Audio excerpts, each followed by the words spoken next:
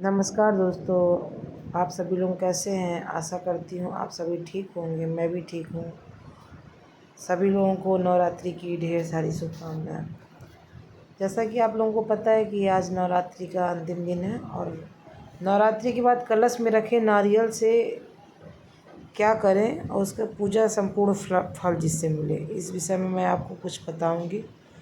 बहुत से लोगों को पता नहीं होता है कि नवरात्रि की पूजा के समापन के बाद कलश में रखे नारियल का कैसे इस्तेमाल किया जाए। आज हम आपको कुछ तरीके बता रहे हैं जो आपको सुख फल की प्राप्ति देंगे। चैत्र नवरात्रि का पावन पर्व अब समापन की ओर बढ़ रहा है। इन 9 दिनों बड़ी धूमधाम के साथ देवी के 9 स्वरूपों की पूजा की जाती है।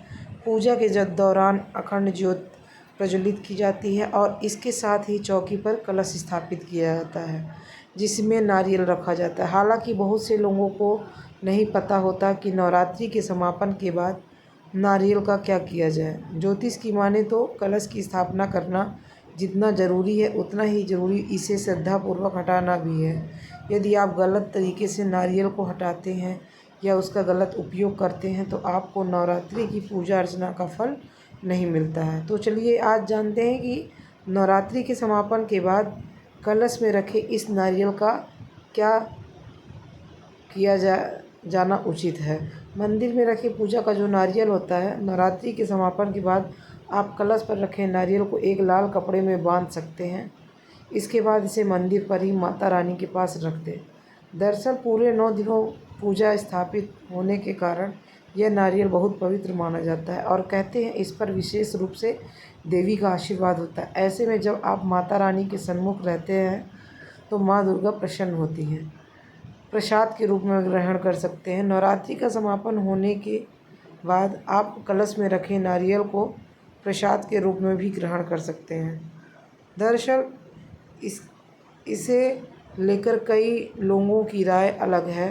कुछ लोग इसे प्रसाद स्वरूप खाते हैं तो वहीं कुछ ऐसा करना शुभ नहीं मानते। लेकिन धार्मिक मान्यताओं के अनुसार पूजा के बाद इस नारियल को प्रसाद के रूप में देवी का भोग लगाकर ग्रहण करना शुभ माना जाता है। आप कन्या भोज में इस नारियल को प्रसाद के रूप में छोटी छोटी कंजकों को दे सकते हैं और इसके बाद ग्रहण कर सकते हैं। हवन हो या पूजा की सामग्री, धार्मिक मान्यता के अनुसार उन्हें जल में प्रवाहित करना शुभ माना जाता है। ठीक उसी तरह आप कलश में रखे नारियल को भी पूजा